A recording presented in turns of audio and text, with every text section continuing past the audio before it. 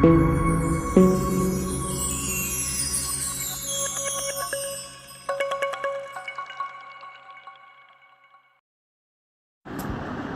and welcome to our channel Classic Study.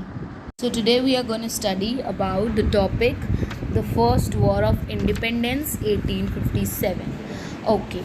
In Indian history, the term First War of Independence is used to refer to the great uprising that happened in 1857. Why it is called the Great Uprising that happened in 1857? Because earlier, before this, there was none of the revolts, or the people were not standing against the Britishers. Now it was the span of 100 years. It was for the span of 100 years, 1757 till 1857. The British had managed to expand the political power throughout the country. So the Britishers were spreading slowly and gradually throughout the country, and they disposed the native rulers, ruthlessly exploited the masses, used trade and commerce for their own benefit, and drained wealth from India. As we all know, the Britishers have drained all the wealth from India, and they use the commerce and all the trade techniques for their own benefit. So now we will study about what were the causes for the First War of Independence. Okay, there were many causes, but the important causes were political causes, economical causes, religious causes, military causes, and immediate causes. So now we will speak and talk about those topics in detail. Okay, political causes like British policy of annexation. Now they were annexing the whole country.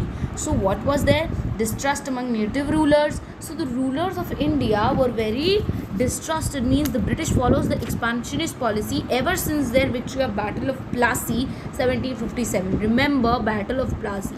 They expanded their territorial control over other parts of India. By 1818, the British gained control over the entire country. So what happened? The rulers of India were losing their continent, their country, their the thing. So now another point is discontent among the people of the annexed territories. Now earlier the native rulers of that territory were very sad and depressed about that thing, and they were very angry. But then the second point was people were also very discontent among the people of the annexed countries. Now second of the political causes, second point is, first was British policy of annexation, and second is subsidiary alliance and doctrine of lapse. Now what was subsidiary alliance and doctrine of lapse? Okay, under the subsidiary alliance system, the policy of subsidiary alliance system was started by Lord Wellesley. Okay, remember, this is very important. Lord Wellesley started this. And what was there in this system? Under this system, the native rulers were forced to keep a large British force within the territories and pay for its maintenance, and a British official called residence would also place at the court of the ruler. In return, the British would save the ruler from any external invasion.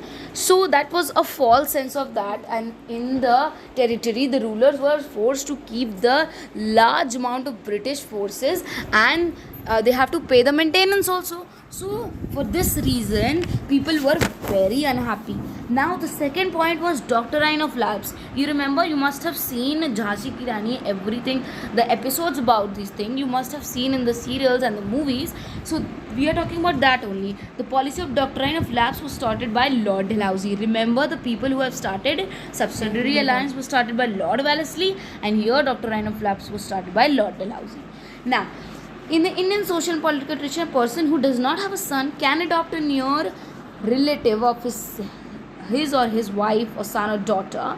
But here's what happened: can adopt the child. But here in this system under the Britishers, they were not allowing the rulers to adopt. So after this topic, we'll study the next topic in the next video. Okay, so please learn this, revise it. Thank you.